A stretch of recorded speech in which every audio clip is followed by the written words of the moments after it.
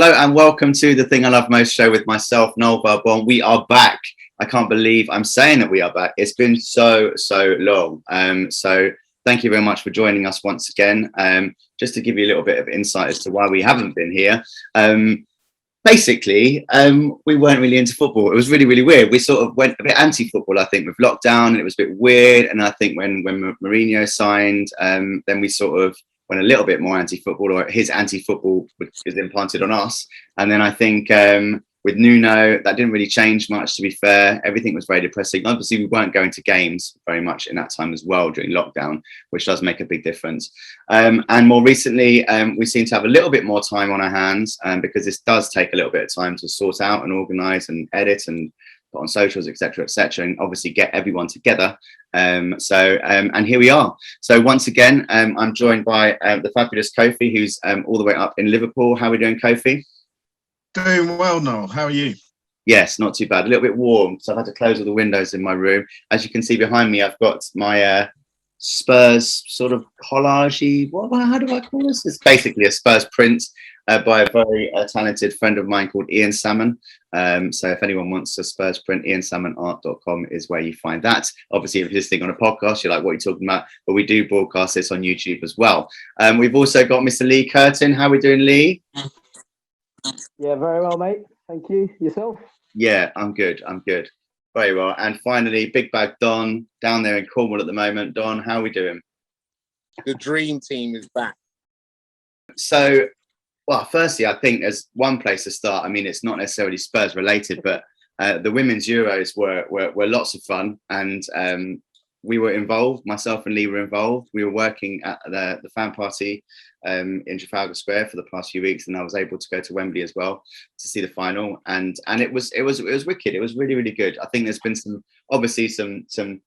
criticism and some discussions about the standard of football in comparison to the men's game, which I'm sure you guys will all have your opinion on. But I think just in general, the general sort of excitement about the game, and I think obviously coming out of a pretty shit few years with lockdown, and obviously just having a bit of fun and winning a final. Like, I went to Wembley and I saw a team in white win a final. That in itself is something to be proud of. So what did you guys think of it? Did you have fun, Kofi? I think you went to a few of the games, yeah? Yeah, I was quite fortunate to go to a few of the games, including the semi-final in Sheffield. Atmosphere was incredible, and such a, as people have said, such a mix of people in the stands. I went with a mate of mine that I normally go to games with, and then there's also kids, families, boys, girls, mums, dad, granddads, and it just created a fantastic atmosphere. And the football was quality. It was some good skills. Played some good stuff, and it's the keeping is a little bit, but some of the keepers are like my size. If you have a shot against, I'm 5'8". Like, if you have a shot against me in the goal, this is gonna go in. Do you know what I mean? Like, that was the one thing I thought. I mean, obviously with the the Sweden game, I mean, that keeper had an absolute liner. But Leigh, what did you think of it? Obviously, you were helping me out. You were doing some football coaching down there. I'm the same as you. I thought it was a great spectacle. I thought the final was a cracking game. I thought the semi-final was superb. And I think it's very important that people put it on its own merit, and let's not compare it. And I think as soon as people stop comparing, they'll recognise that actually these girls are talented individuals. I think the coach is amazing, and I think she could probably coach a men's team. I was going to say exactly that. I think she's absolutely class. Like, I really do. Just her mannerisms and just the way she just, like, you can just tell that she's just knows her shit, and they really respect her, and she's a winner. You can just tell that. Like, she's far more impressive than half the coaches I think we've got in the Premier League. No, agreed. I think her temperament was just spot on. I thought her decisions in the game were quality. They were reactive, even when they scored. The way she treated her squad was fantastic, because she had complete faith in her first 11, didn't change them. But part of that was wearing down the other team to bring on the impact players that could then show their skills and win games for us. Yeah, and it was very regimented in that sense, wasn't it? It was literally like 60 minutes, white off, and Russo on. It was like that was the way it went. Don, what are your thoughts? No, I'm just echoing what both Kofi and Kurtz have said. Unlike unlike you two, obviously not being involved in it, I you know, a lot of men, you know, will have to admit this, is that their idea of women's football has not been great. I'd openly admit that I haven't really watched it as much as I should have. The tournament from the first game, I've started to, you know, it's become very infectious, and as the tournament's gone on, obviously the likelihood of us winning, you know, I've started to study the women's game a lot more, and I've been so impressed. I have to echo what Kurt said about the coach. She could definitely coach a men's team. Yeah, 100%. So it's time to talk about Tottenham, which is obviously why we are here. This is the thing I love most, show. The thing we do love most is Tottenham Hotspur. And it's a very, very different Tottenham Hotspur than we finished last season. 6 new signings, which is unheard of, firstly, for this time of year, but also even for Tottenham. Obviously, there was back in the day, the magnificent 7 after the Bale sale, but this is a little bit different, I think. And we all do feel like these are actual game changers to an extent, quite a lot of them. And so let's have a chat about each of them, and let's just see where we think they're going to fit into the team, if we think they're good value for money, and if we think they're going to start and be successful. So Fraser Forsyth, but do you think he was a better backup to Lloris than Chiellini? Personally, I think it's about the same. I don't think anything's changed. And that's just my own opinion. I think he's probably, you know, more Premiership ready than Chiellini, but that's about it. Yeah. Okay. Fair enough. We will take that. I haven't got these written in front of me, so I'm just going to go off the top of my head. Next signing, Perisic, maybe. Even if it wasn't, it doesn't matter. Let's talk about Perisic.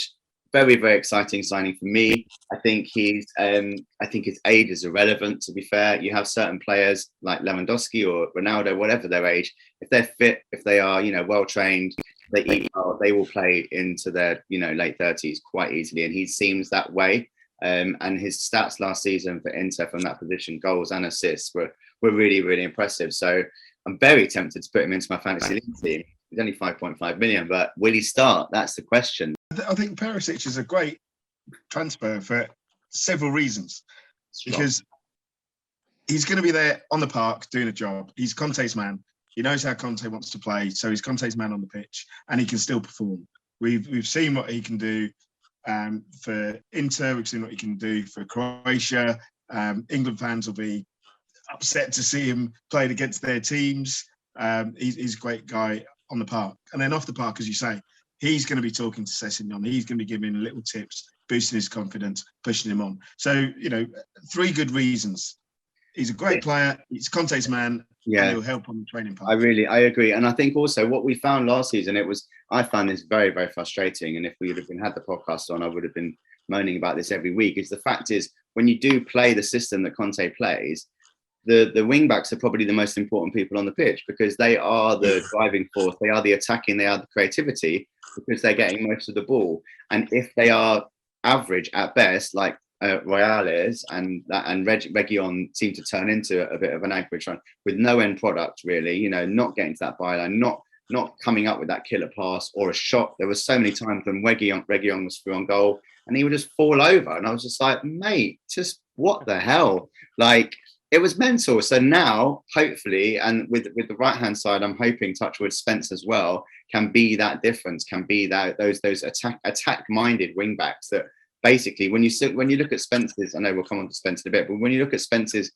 footage from last season, and obviously granted it was in the Championship and then some of it was in the FA Cup, he was getting to that byline. That was his thing. He was taking on that last man and he was getting to that byline. He was getting a cross in, which is what they seem to be a little bit hesitant to do. And obviously Real doesn't necessarily have that qualities to do so. So, Leigh, what are your thoughts on Perisic?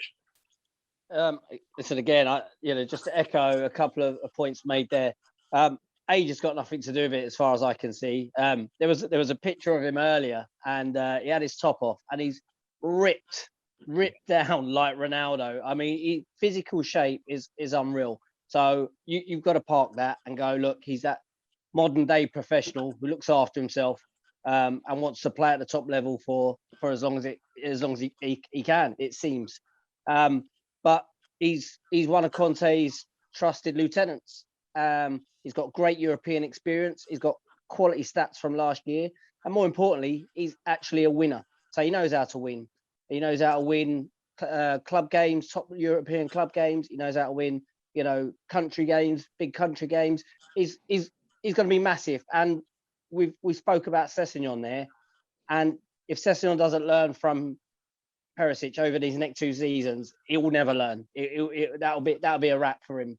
But I think he will. And I think Perisic is going to be massive. I think he'll play the top games in the Prem. And I think he'll play all our European games. And it'll be for Sessegnon to pick up the other games, away from that. So that's a yes to put him in my fantasy league team then?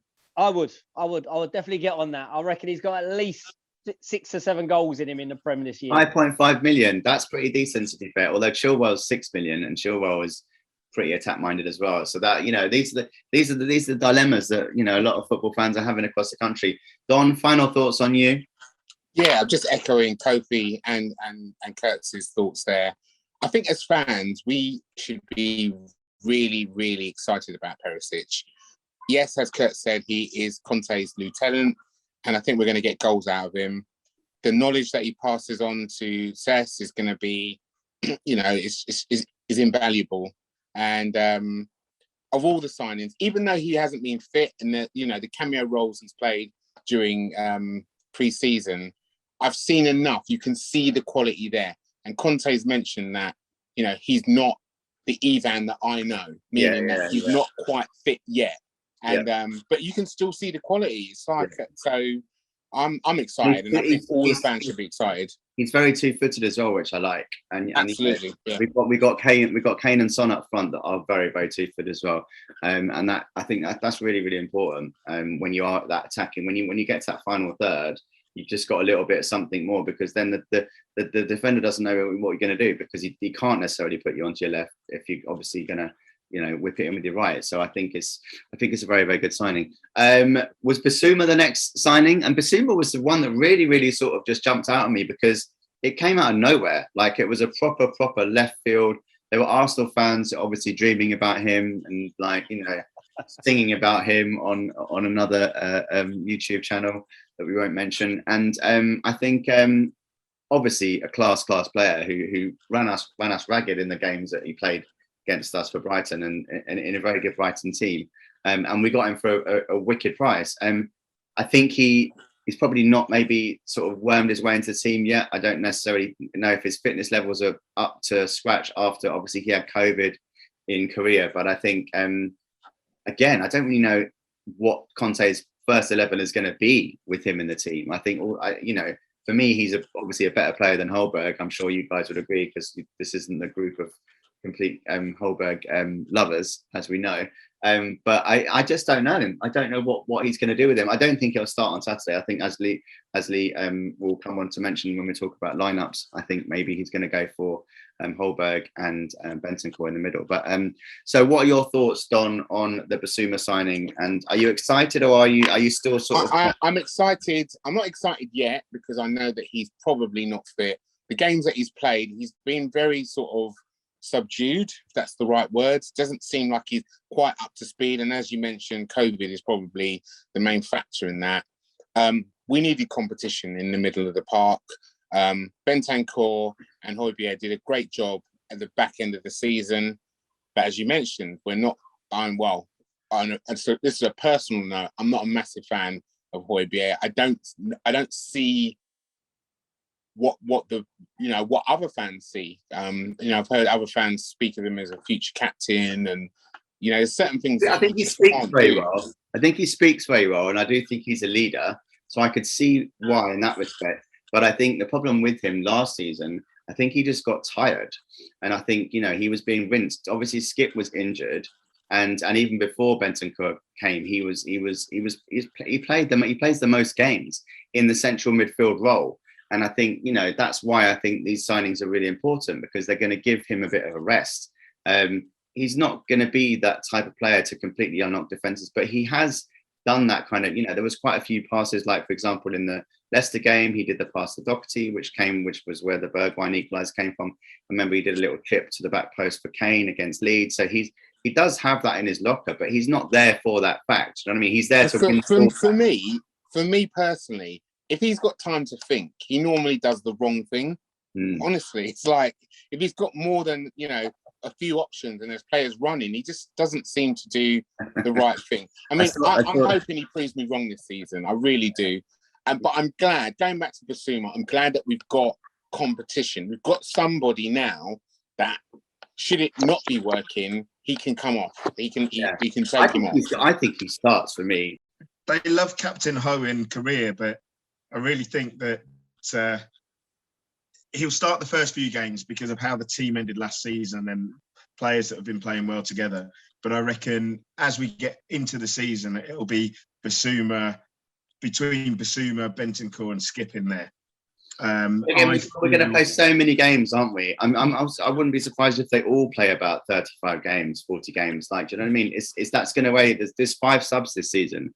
Like, this is a different sort of format, and I think we're going to really, really utilize that squad size. And I think they will all play a big part this season, which is great. Which is really, really good. Oh, it's great, and it's it's something for us to get used to. The fact that we've got a squad, or the makings of a squad. Yeah, we're very used to having 1 or 2 stars, and then lots of 10 other players that are going to play, but we're not really excited about anyone else. I completely agree. Yeah, we needed options from the bench, and that's, as I said at the beginning, this is why we are now looking where we've got these like two players for each position, which is obviously where most sort of top teams look to get to. Obviously, Man City and Liverpool have got it. Chelsea are close to getting it, or maybe they had it and then they sold quite a few players, so maybe they haven't got it anymore. But I think that's really where you seem to be. Leigh, what are your thoughts on Bissouma? Describe him as a player to me. If I was just arriving in this country and I hadn't seen him play before, how would you describe him? I think we've got a box-to-box midfielder, strong, decent on the ball, and seems to have a better end product than what our current kind of similar midfielders have. So I know we go back to Højbjerg a little bit, and not one of his biggest fans. Wasn't at the start. I just felt like he was a big fish in a small pond. But he's done. I don't want to batter anybody on here. He's done a great job. And as you allude to there, he played every game. I mean, Mourinho ran him into the ground, and I think everybody used him and ran him into the ground. So he's got great leadership skills. He's got a great engine, but his end quality isn't there. Where Bissouma looks like he can give us that better end quality and maybe a bit more athleticism as well. To be fair, so again, it's great to have options. And I think as the season goes on, certain games will call for certain players, and hopefully, if they all stay fit, we can rotate nicely, and have players again, as the guys have alluded to earlier. Nice to have once you get past sub number 12 and sub number 13. It's nice to have 14, 15, and 16 that you're not like all shaking your head or it's head in hands moment. Are you talking about Winks, the game changer? Well, we're talking about having 5 subs available to you this season, and this is going to be massively important in the Premier League, so it will change games. Definitely, yeah. I think 100% the bench is going to look a lot different this season. So then we move on to Richarlison, which is another one, which was a bit of a surprise, to be fair. Obviously, I knew that we were looking at sort of a forward line player, and we've always been looking for, well, as far as I'm aware, a decent backup for Harry Kane. And this again sort of almost came out of the blue, although obviously there was murmurings about it for the sort of week leading up to it. And obviously then Arsenal went and bought Jesus. Now these are like the Brazilian rivals in the league, and he's obviously started very well, and everyone's putting him in their fantasy league team, which I won't be doing. So what are your thoughts, Leigh, on Richarlison, and what not just what can we expect, but how is he going to fit into the team, and is he going to start, and sort of how many games do you see him playing in our first team this season? God, difficult in terms of predicting games, because I just don't know how Conte is going to go about his business. But in terms of a purchase, you're looking at somebody who's bought for a system, and is bought to ease the load off the front three with Premier League experience, with international experience. And actually just a bit of game management. You know, somebody who's actually can go out there, wind people up, be a bit nasty, look after. I see Son get fouled in one of the friendly games out in the Asian tour. And I think it was Richarlison and somebody else was over there ready, Romero over there ready together already, ready to rip some poor fella's head off. So you've now got somebody who's going to add a little bit of spice to the forward line. Again, just a bit of know-how, a bit of game management. He'll score goals. He's signed for us knowing what his job role is going to be, where he's going to fill in, what games he's going to play. And I back him to get maybe, I back him to get 10 plus goals. I think that's important. I think, everyone talks about, when we do we're going to buy a backup striker to Harry Kane, knowing that they weren't going to play ahead of Harry Kane. And I think that's true, but it is such a squad game nowadays, especially with the more successful teams. They play up to like 60 games a season. And, it's very, very important. And I think I didn't realize that he also starts for Brazil and Jesus is on the bench, which I think is quite funny. Kofi, if someone would have offered to you Richarlison at 60 or Jesus at 55, would you have taken him? Who would you have gone for? Of the two, it's got to be Richarlison, and I think the reason for that is because he can play across the front three. Mm-hmm. So he can play left channel, right channel, or up front. I think Jesus would be more of a stand-in for Harry Kane, whereas Richarlison could alleviate. Jesus did play in many positions for City. It wasn't his preferred positions. He always wanted to. He always wanted to play out the middle. You could tell, but he was used quite a lot out wide. But I see if someone's going to chase a ball into a channel against a tough right back and hold the ball up, I see Richarlison doing that much more so than Jesus. Definitely more of a shy horse. He's definitely got that worker mentality. I think there was the stats that I was reading about in comparison. He was definitely covered more ground and won more free kicks. And I think also aerially, he's much, much better in terms of he wins a lot of balls, even though he's not massively tall. He wins a lot of balls. And I've had to be convinced on this one, by you guys on WhatsApp, because initially I was thinking, surely he's not the stand-in for Harry because he's scored 10 goals last season. I know Everton had a tough season, but it didn't feel like a lot. But the fact that he can play across the line, he does know where the goal is, and he's not been brought in to start every week. He's been brought in to be the squad player, and as you've said, we're going to play a lot of games this season. Yeah. So I've been convinced actually that he's a good buy. I mean, he may also hit the ground running and be amazing, and he may even take Kulusevski's position. You don't know. Like Kulusevski may go on a bit of. I mean, obviously it is. You're talking about a squad game here. It's not about the first 11, and that's what's so different. Talking about Højbjerg being tired last season. Kulusevski had a couple of games where he was getting tired. He'd come in. He hadn't played that many games in Italy. He'd come in. He was playing every game. A couple of games he was off colour, and basically he was tired. Yeah, exactly. I mean, I would be. I know. I play five-a-side. So, Don, what are your thoughts on Richarlison? Were you excited? What was your barometer? I am excited. I'm excited that we've got the dark arts back in the team. So Coco left, and now we have someone in Richarlison that's brought that sort of dark, Sith element back to Tottenham.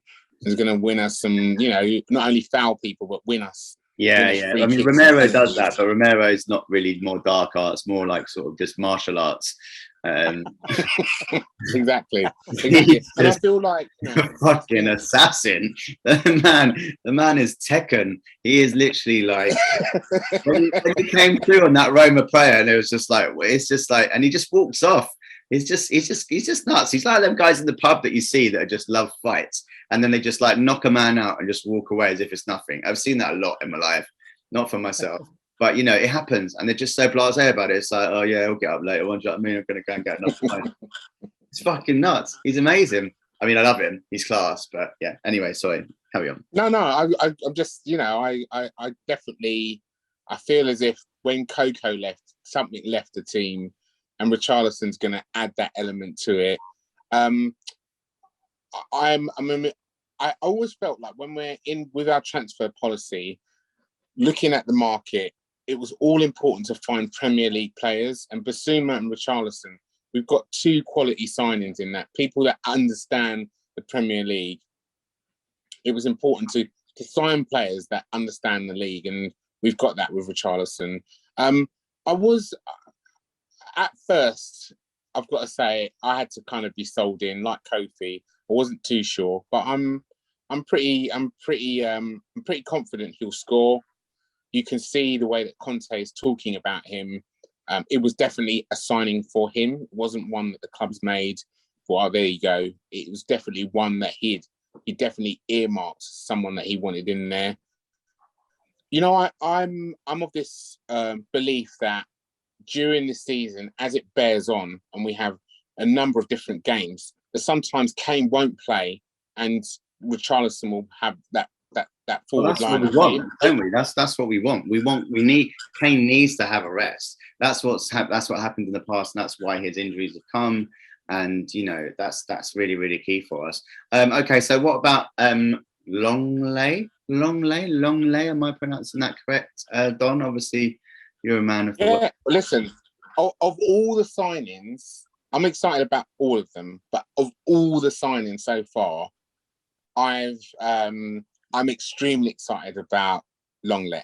I think he's going to be amazing. No, and I'll tell you why. Is that he was when he was signed for Barcelona, you know, he was pretty much on that trajectory to become like a top player.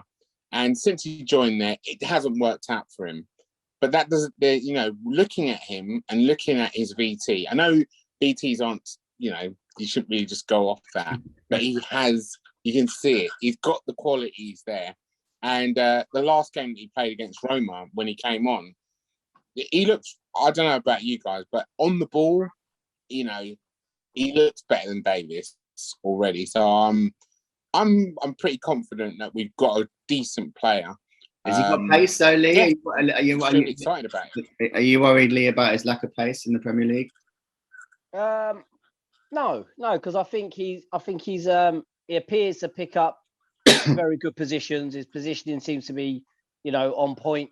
And I'm assuming that he's going to sit in with the three as part of the three.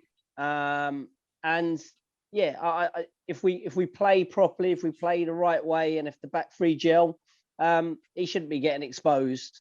And he looks very good on the ball, actually. He looks like he can carry the ball forward quite well. So that could be a nice little partnership, him and Perisic on the left there. That might be nice. I think they'll link up well, and it will have a natural balance to it, you know, with being lefties, rather than, you know, the old right footer in the left side position. So yeah, I think it's a purchase I'm happy with, but I don't think we genuinely just don't know what he's gonna bring us just yet. Yeah, the weird thing for me with that, and that's very strange for us to do at the moment, is that there was no option to buy, which sort of alludes to the fact they are maybe trying to go for Bastoni or for one of the other big purchases that they were planning to go for, which sort of didn't happen this season. Because a year loan with no option to buy does seem a little bit strange. I mean, obviously they could still buy it. It's not saying you can't buy him, but it's just a bit of a strange one. It's basically saying we don't necessarily really want you. We're not really sure about you. I also feel that you know, I don't know if it's again just journalism and you know, lazy journalism, or just people out there stirring. I also think we spoke to him at the start, didn't we, of the window, and it, not that he didn't want to come, but he wasn't, you know, totally sold on the idea either. And then we went, and then it was last season. It was last summer. Right, and then we've gone back again. It seems like maybe Hugo's had a word in his ear and swung it this time. So yeah, I mean, maybe it's just one of those deals that suits all parties, because he didn't play. He's kind of wasn't playing as regular. Yeah, he was definitely. Yeah, it was much frustrating for him.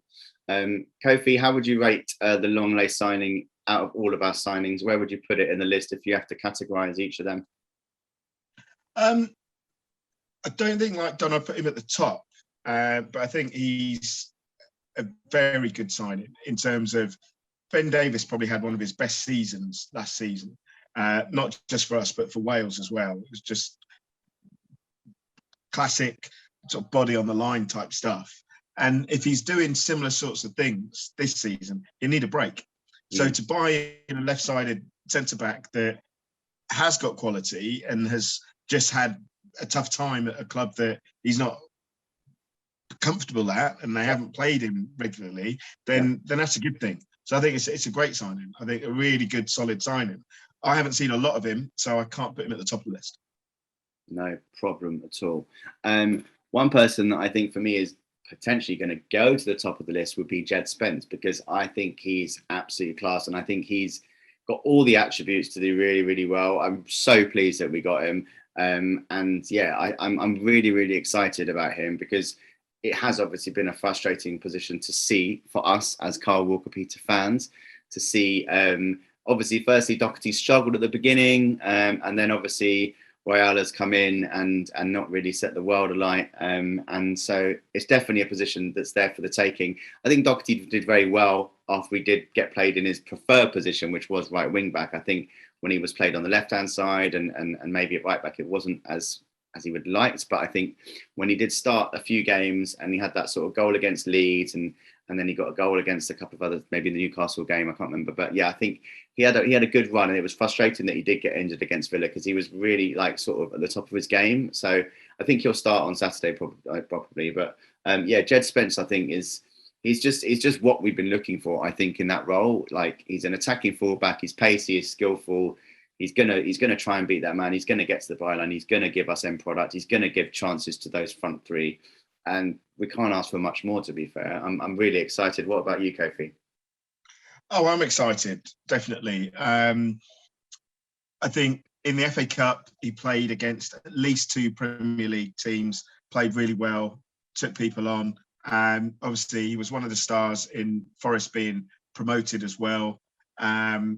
Managed to get into the team quickly and play well, given that he was on loan from Middlesbrough. So it's not as if he'd been playing with those guys for time. He was new in and did really well. I think that bodes well for us.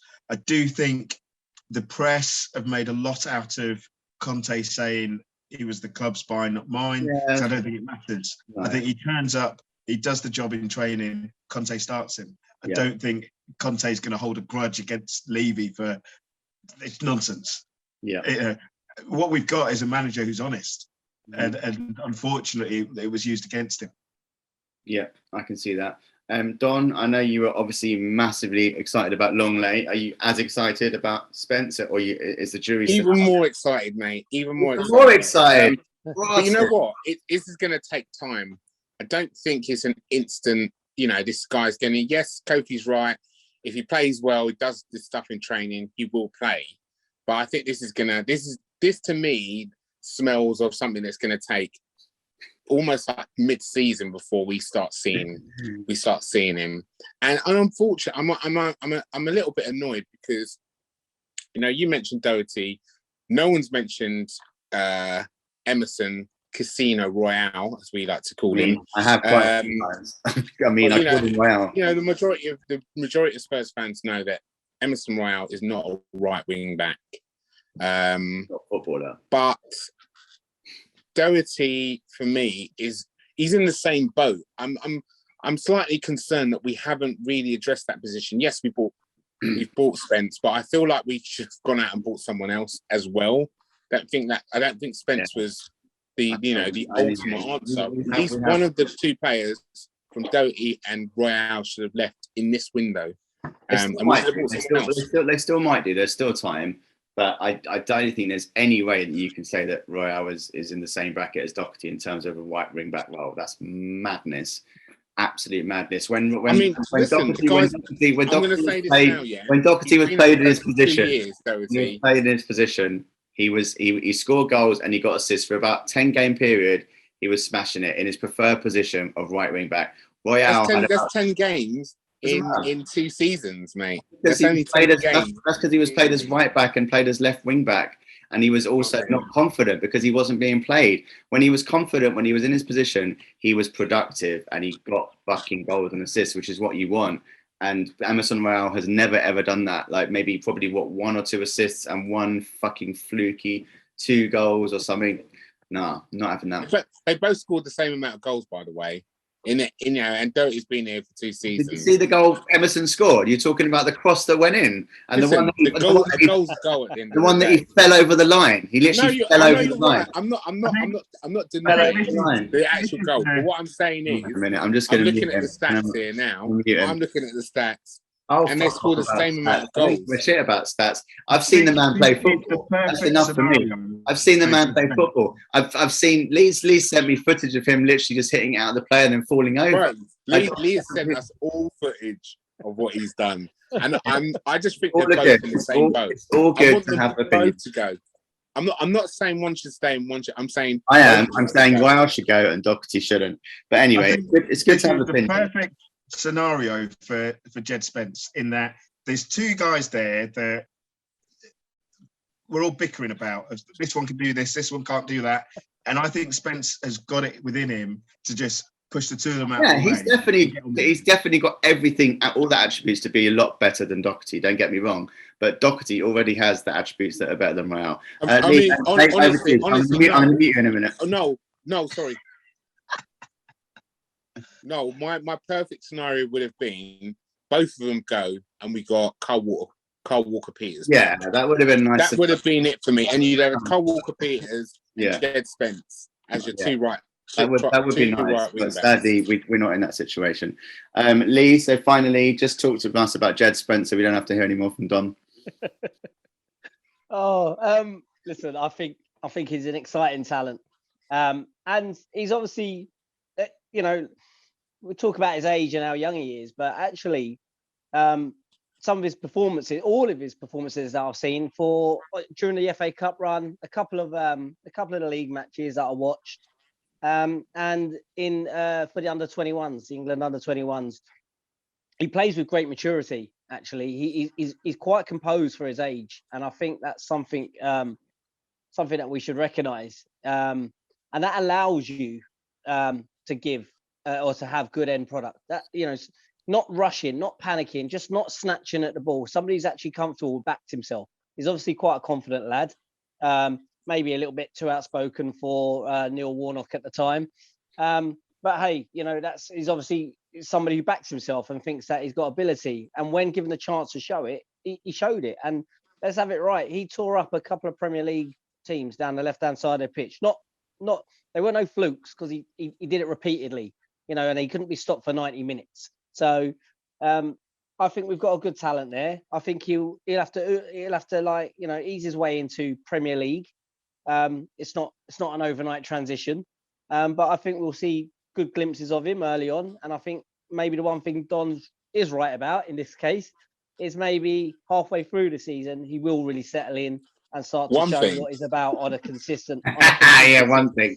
What I also will say is Doherty, given the chance to play in his preferred position, showed towards the end of the season before injury that actually is at the other end of the scale in terms of age.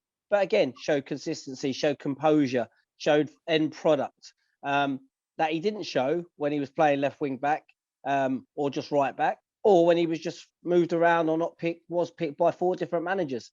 And I think where we've suffered as a team, it might be just worth pointing out 4 or 5 managers in a very short space of time with certain players, i.e. like Sessegnon as well. They don't know whether they're coming or going. These lads haven't had a chance to settle down. Whereas Conte's come in, he says, this is what I play. This is the formation. Learn it, get used to it, and play your way into it. And I think from that, you get a different type of footballer. You get somebody who's going to, he commands respect. His formation commands respect. The way he goes about his business, it commands respect. So these boys want to play. And all of these signings that have been made, they've been made for the formation. Whether Spence was his signing or not, I don't know. I'm not too worried about that. I knew he was available. And from what I've seen, if we didn't snap him up, somebody else in the Premier League would definitely be snapping him up. It was a great signing, So, I mean, obviously, we haven't done the show for quite a long time. So in that period of time, there was obviously changes at the club. And, the signings, the most recent signings in the January transfer window, I think are worthy of mentioning, because they really, really did change, I think, the sort of the end to the season. And I know, obviously, it's mentioned in the Bentancur song. he's the reason that we play on Wednesdays. But it honestly, it was that much of an impact. And looking at Kulusevski's stats, they are just absolutely off the chain in terms of his productivity, amount of assists he got. And that first game that I saw him, I was just like, oh man, like I think I was a bit slow, and we were a bit like, he's so left-footed and he's a bit slow. And we were all like, oh shit, this basically is the Swedish Vincent Janssen, like what's going on? But no, we were completely wrong, because he is the difference around that penalty area when we are playing teams that are sitting back, because he can unlock a defense. He has that little inside pass, that little reverse pass, that little whatever it is. He's got that. He knows what to do to create, and that is so key, and that is massive, and that is something that we have missed since Eriksen or whoever you want to compare him to, in terms of that sort of unlocking of defense, giving Son those chances, which obviously Son was just looking lapping up, and hence why he won the Golden Boot, and obviously Kane as well. So Bentancur, obviously more of an assured presence in the centre. I think, he obviously needs to add goals to his games, and hopefully he will do that. But I think just a sort of more of an assured sort of like calm presence than obviously the sort of the running around that we had of Winks, and not necessarily having that technical ability. So those two signings, I think, worthy of mention and discussion, because they really did up us to the next level that we are now at, and hopefully moving on to now. No, I think it's spot on there. And it was just those two, by the way. Those two players were added to the squad, and we've had many conversations about the four going out the door and only replaced with two, and we're going to be short on numbers. And could they do it in the Premier League? Would we have long enough for them to hit the ground and get up to speed? But Kulusevski, that first appearance, when I think he came on as a sub, didn't he? And looked like he was wearing bloody Michael Dawson's parachute.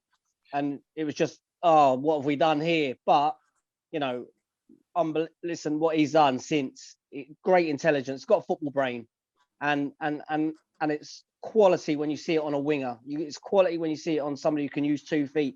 So actually, if he doesn't have electrifying pace, it's still very difficult for a defender to know, is he going to take him inside or outside? Stronger, but like what I always thought was, obviously the comparison was with Moura.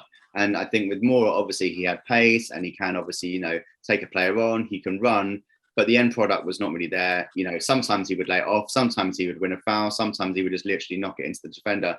But I also found that his touch wasn't great, in terms of when he did get quite a quick ball into him, it would sometimes just bounce off him and we just lose possession. But with Kulusevski, he's so strong that he will keep it and he will lay it off. Like in terms of retaining possession, going down that right-hand side, and also just releasing whoever it might be, whether it is Son or Kane or whoever, or getting released himself by the right wing back. But that's just made a massive difference. It does, and that's the intelligence with intelligence, the football brain with strength. He's got the ability. He's got he can go left and right.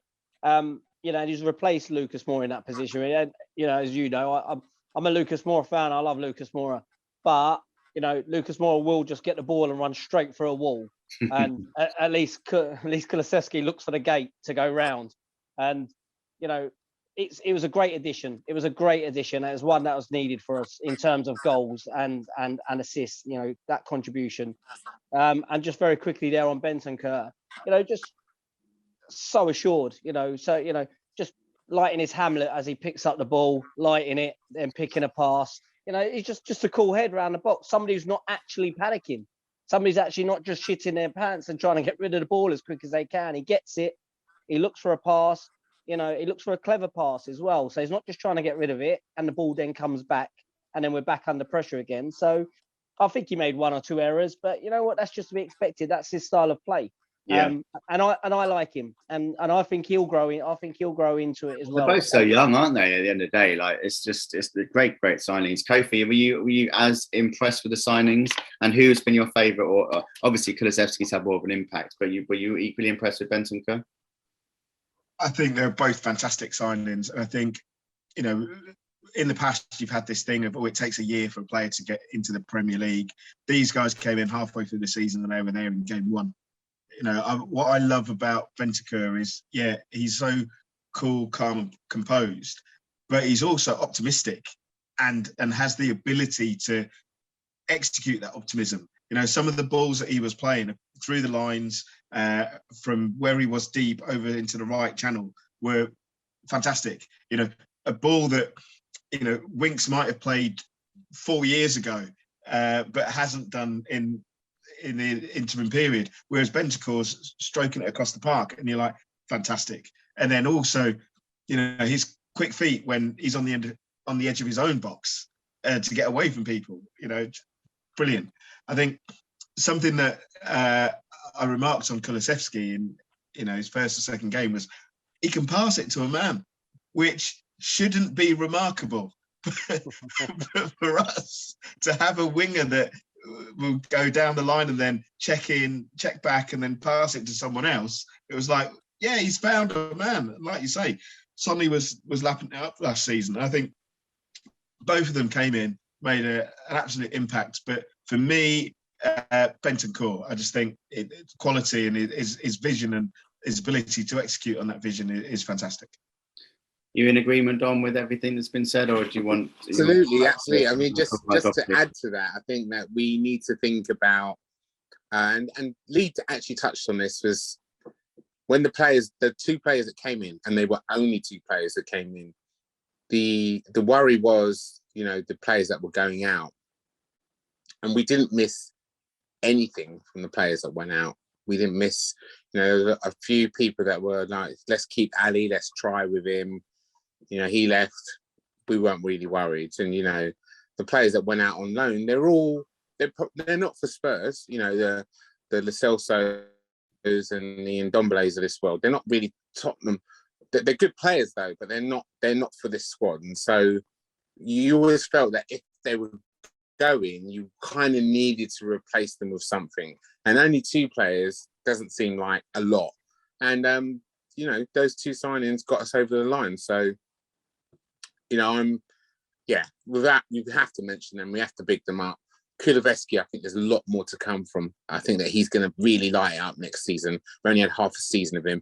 Kofi mentioned it earlier on in the pod that, you know, there were games where he wasn't as good. And I think this pre-season, we'll see a lot more from him. A whole season at Tottenham has to excite fans. And Bentancur reassured, you know, in midfield. And again, we needed that, you know, because Winks is just not doing it. Or he's just not doing it for me anyway. And similarly for Skip as well. I'm not overly sold on him personally. I think that, you know, he's a great young prospect, but I'm yet to see maybe what Norwich fans have seen. But yeah, the fact that we've got Bentancur is going to be great. I think that he's going to be like one of those players that you want to see in the team week in, week out. A feature that we used to have on the show is when we used to have a little catch up with an opposition fan ahead of the next game. And we're able to do that this week. And that's something that we're going to be doing every week. So we've got Jake on the line. Hello, Jake. How are we doing? Hello, how are you? Yeah, very well, thank you. Nice to see you wearing the Southampton shirt. Is that the latest shirt that you got there, or is it one of the older ones? No, it's a vintage shirt from 1977. I was going to say, yeah, that. What's the sponsor? Sanderson. That flipping took me back. Jesus. Wow. Okay. So obviously, what we want to try and do is obviously just find a little bit more about yourself, and also just sort of like where Southampton are at the moment, what your sort of thoughts are on the current situation down there at St Mary's, and sort of where you see yourself going. And then obviously we can discuss about the game on Saturday as well. So in terms of signings, have you had many? I think has Broha gone back to Chelsea? I'd say unfortunately, yeah, but that's one of the things that Saint's been missing. Obviously, with the transfer speculation, was supposed to go in for him for like 35 million, which I thought that could actually pay off. Thinking in a couple of years he might actually come good. We could sell him on for a decent amount of profit. But as far as I'm aware of what I've seen on the transfer gossip, it's apparently West Ham going in for him. So, which really, they just signed that Italian as well. I didn't realize he was so young as well. He's only about like 20 or 21, isn't he, Broha? Yeah, I think he's like 19, 20. But obviously, he looks about 30. Yeah, literally. I think with Brozier, I think the only risk was Saints. Like the first half of the season, he was absolutely fantastic. But the second half of the season, he started to die out a little bit. Like he wasn't scoring as many goals. But I know the reason for that is because I put him in my fantasy league team, absolute dog shit. He fucking just like nosedived. I don't think he even scored. Literally in the second half of the season when I had him in my team, he was, oh my god, absolutely ruined. So you have one of our favourite players actually in your ranks now. You have Kyle Walker-Peters, who we were very very fond of on this show. We still are fond of. We would like to have him back at some stage, but obviously we keep on buying wing backs at the moment like nothing fun. So so what are your thoughts on Kyle Walker-Peters? Has he been a good signing for you? When he first joined, it was a bit of a slow start, and I thought, okay, but I understand why Saints signed him. We always go for the attacking right backs. Obviously, losing Cedric to Arsenal, which was a very big shock to me, to be fair, because he run down his contract, just let him go. I think with Cedric leaving, that was going to be a very big void to leave, because he was a very attacking right back. He always used to do overlap runs, crossing the ball in. But now Kyle Walker-Peters, last season he started to come up. He was absolutely fantastic. And I think he'd be one of the best players to watch this season for sure. Yeah, we do miss him. So where do you thought of yourself this season then? Where do you think you can get to? Where did you finish last season? Oh, lower mid-table. I think it was something like 14th, 15th, something like that. Yeah. It was very painful to watch the table at the end of the season. As Saints are like a yo-yo club. Like we start off very terribly, then we'll have this massive run of great games, then all of a sudden we just drop again. But hopefully this season, I think Ralph's taken a gamble. He's mainly just brought in young players. I think the only players that he brought in a bit of experience, obviously Joe Aribo from Rangers, which I thought was a great signing. But obviously we come up with the young upcoming talent, Gavin Bazunu, obviously on loan to Pompey last season, the word that I shouldn't even be saying anyway. Apparently he was amazing, which I thought everyone was saying he was amazing. I've never watched him play Pompey. I don't watch their games. But at the moment, I think he's been one of the best players in this season. You had Romeo Lavia, also he came from Manchester City. He looks a bit bright. But yeah, I don't know how it's going to go this season. But I'm hopeful for a top 10 finish, depending on how the young players settle in. And do you think you need more players then? Do you think is there more money available? Apparently there is a lot more money available. Obviously, we got new owners halfway through last season, which is amazing. We had an old owner called Gal. He just didn't want the club at all. He was just looking to sell it. He kept on decreasing the price. Then we got this. It's like a shared ownership, but the main guy is Dragon Solak. He came in. He was like, "I'm going to give Ralph Hasenhüttl the money," which is the first time he's had money since he joined the club. So it was amazing to see if they kept their word. I think we spent about 53.7 million, something like that. Ralph got asked in the press conference about transfer window. He knows exactly how many days are left on the transfer window, and he said there's apparently many more signings to come. But from what I've seen in the pre-season, so I've watched every single pre-season game, we're missing that player like Brozier, like the target man who would just hold someone up, hold the ball up, lay it off. Obviously, we're still crossing the balls into the box, but there's no target man, so how are we supposed to score goals? So hopefully, fingers crossed, we will get Brozier or another player similar to Brozier. And you still got. Can I just ask a quick question, Jake? Actually, do you see any other players from Southampton leaving? I.e., I'm talking about, say, a Ward-Prowse. Do you see him leaving before the end of the window, or is it someone that you think's going to be there for the season? Obviously, it's a bit different from this time last season, because obviously he wasn't getting a look in by England. Obviously, he's got a couple of England caps now. I think he's actually done all right for England. I thought he's one of their key players. I'd love for him to stay at Saints. Obviously, he's a great free kick taker. Guardiola laid him as the best free kick taker in the world. He's a great passer of the ball. But honestly, I think he'd be one of them players if he went to a top club. So, for example, if he did go to someone like Spurs or Manchester City, I don't think he'd get into their first team. He'd be one of them players that thrive off like a mid-table team, maybe top 8, but he wouldn't fit into a Champions League side, I don't think. Yeah, that's an interesting point, because it is.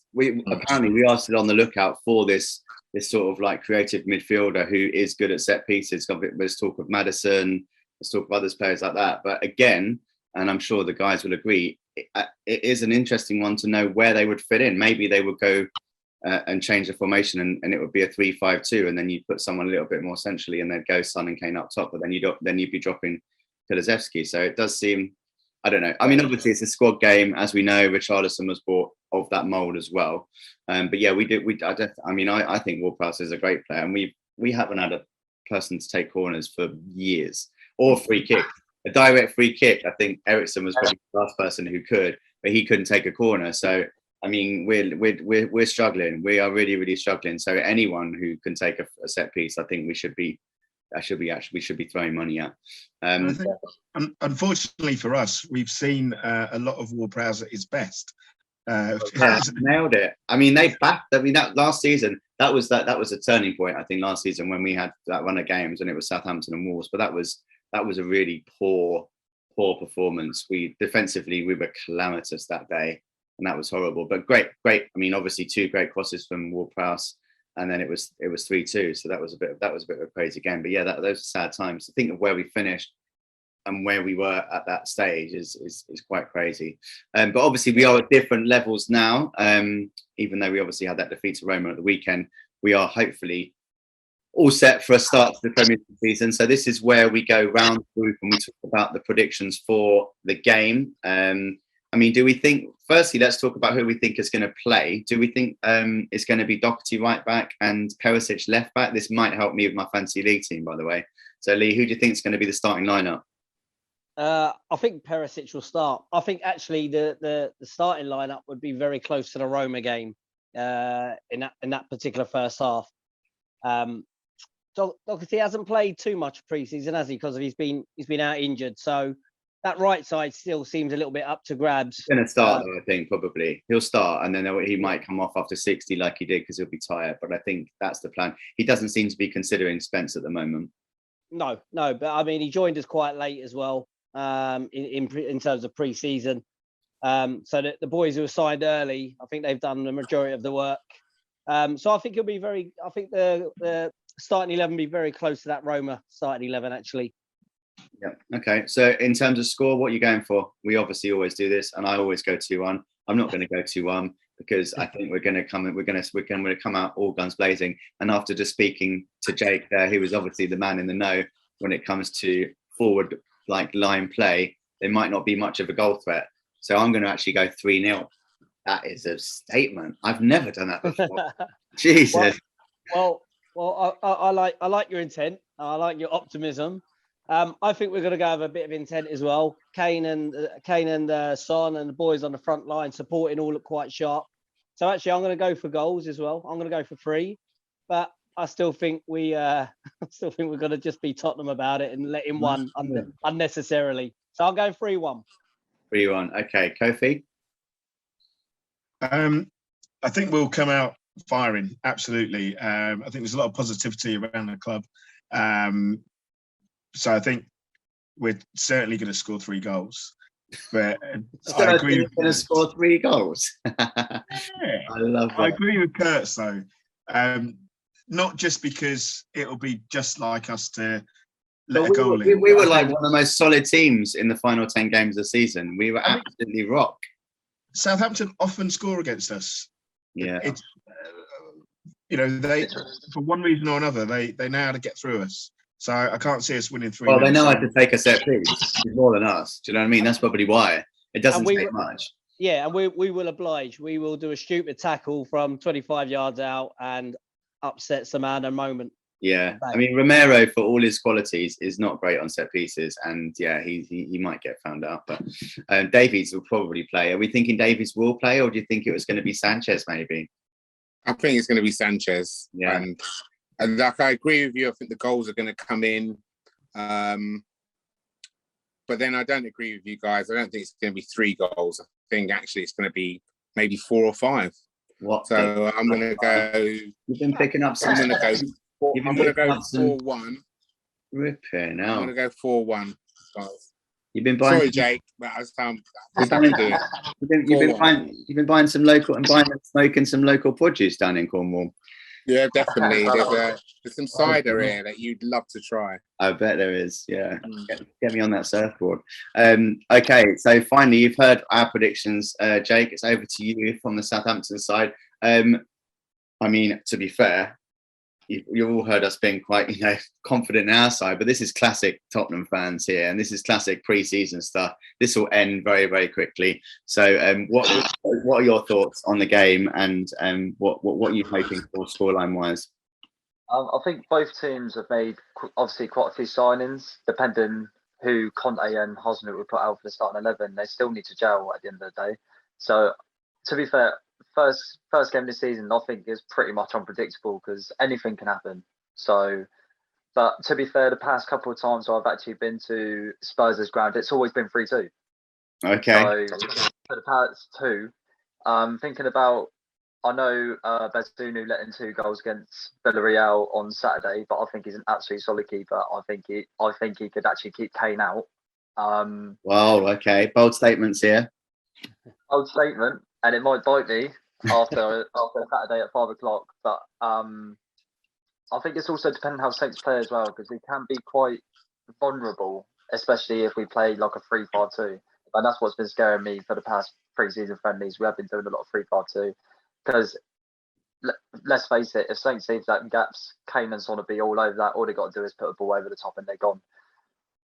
I think, dependent on Saints' day, if we actually have a good day, we might be able to nick a 2-1. Or a bit of a bold prediction, if it's like a 50-50 game, I know Saints haven't scored that many goals, but we can open Tottenham up half time. I think it'll be a 3-3. Okay, we need to choose one. You can't have two. I can't have two. No, it's not the way it works. I'm obviously going to go for a 3-2 then. 3-2 wins Saints. I like your confidence. That is top work, buddy. Amazing. Okay, well, thanks so much for coming on the show. Much appreciated, and best of luck for the rest of the season. And yeah, come on, you Saints/Spurs. No, just yeah, enjoy the game on Saturday, and we'll catch up soon. Thanks, mate. So we have predicted how we think it's going to go on Saturday, but let's do some longer term predictions now. Where do we think we're going to end up at the end of the season? Obviously, most people, I think, in the world think it's a 2-horse race. There are some pundits, some maybe drunk pundits or whatever, that have suggested that we could try and get close to them. I don't think that's possible myself. I think their squad are too good, and I think they bought well, even though obviously Liverpool have lost Mane and Man City lost a couple of players themselves. I think they bought well enough to maintain those positions. But I do think that third is up for grabs personally. Whether we get it or not is another matter. But I do think normally when what we would say at this time, talking about the future of the season, is as long as we have the first team that stays fit, we might do okay. But now I don't think it's that important. I think we obviously have some very, very vital players in terms of Kane and Son, and Romero has become obviously key for us, and probably Lloris as well I put up there. But I don't think it's as vital or as crucial as in previous seasons. So in that respect, the squad being that it is, we should, or we could well sort of capitalise on that third place, with Chelsea not potentially buying that much. Obviously, there's still a month of the transfer window to go, and they still might buy a good couple of players. They obviously need to try and buy a striker. So I don't know. What are your thoughts? My prediction, I'm just going to say it now, is going to be third place. Oh. Don, over to you. Don't say Doherty. Listen. I'm not going to say. I don't know what you're scared of. I'm going to say this. Third. Come on. We've just spoken about the 2 signings that came in January, and if the signings we've made make the same impact as the 2 signings that came in January, we should be aiming a lot higher. So we can aim higher, but that doesn't mean that. I'm going to say it. I don't care what anybody says, but I'm going to say it anyway. It's first or second. First or second. Okay. I mean, I'm pleased that you think that way, and I hope to God that it is that way. I mean, that's a very, again, you can't have two predictions. It's not first or second. I'll say second then. Ah, pussy. When you were put on the spot, you fucking dropped it. Leigh, what do you think, buddy? Yeah, I'm gonna go for third in the league, but I think it will be very close to the team finishing in second. Actually, I don't think there's going to be a massive gap between second and third as there has been in previous years. So I think third downwards, third down to maybe 6. I think it'll be a real open season this year, and it will come down to 5 subs. I think that's going to be massively important this season. While we're predicting, let's chuck in. I fancy us for the cup this year as well, FA Cup. Oh yeah, I mean, I don't even.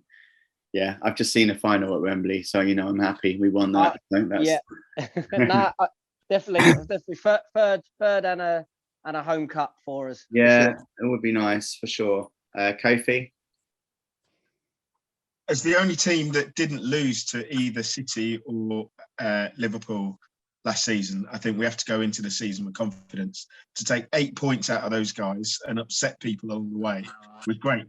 And I think with the squad that we're building, it means that when we play Southampton or when we play Fulham or when we play those teams that end up mid-table that we always struggle against, that sit in against us and we can't break them down and then nick a goal like Brighton did right at the death, I think that will happen less and less. Yeah. Now, That's the key, isn't it? That's the key to getting to that next level, because there were so many games like that, like the Burnley game, like the Southampton game, like the Wolves game, like the Brighton game, where we were literally should have won those games, but and we didn't get outplayed, but we just there was a real lack of creativity, and yeah, that was just so frustrating. But I think the way we finished the season, that should be the way we're looking to play in terms of that sort of expansive football. But teams are going to know it, and teams are going to they're going to shut up shop. They're going to try. But obviously, I still think I still think one of the good things about us is that we really, really suit playing away from home, and I think that will help us, because obviously, the teams that are going to try and come to White Hart Lane are going to try and obviously then sit back then, but we're going to have the crowd behind us, and so normally you would expect to win more of your home games, but the away games are where we have the chances. Obviously, I was lucky enough to go to like some of the Leeds games. Ozzy was one of them as well, and the Leeds game, the Norwich game, the Villa game, they were all like incredible games, incredible victories from playing teams that came out and attacked us. So hopefully, Ozzy's obviously getting very excited about the season. Definitely. So, like you say, those few games, if we'd have turned around some results there, we'd have caught Chelsea. We were getting quite close to them towards the end of the season. So I think third is a minimum. Oh wow, you guys! I think we'll be running. Ask that Dutchie. Well, fingers crossed it does go as well, guys. But it's going to be fun along the way. We know that anyway. So it's been a real pleasure to speak to you once again, gentlemen. It's been something that I've missed in my life. Not only the football, but obviously seeing your wonderful faces and hearing your views and having a little chit chat. And hopefully we can continue to do this on a weekly basis and give you guys at home listening a bit of fun and entertainment along the way. If you do want to get involved in the show, then obviously you can get involved on Instagram or YouTube or Facebook with the Thing I Love Most show. So thank you very much to Kofi, Leigh and Don. My name's Nolh, and we are now ready for the season. So fingers crossed it all goes well. 3 p.m. on Saturday. Come on, you Spurs.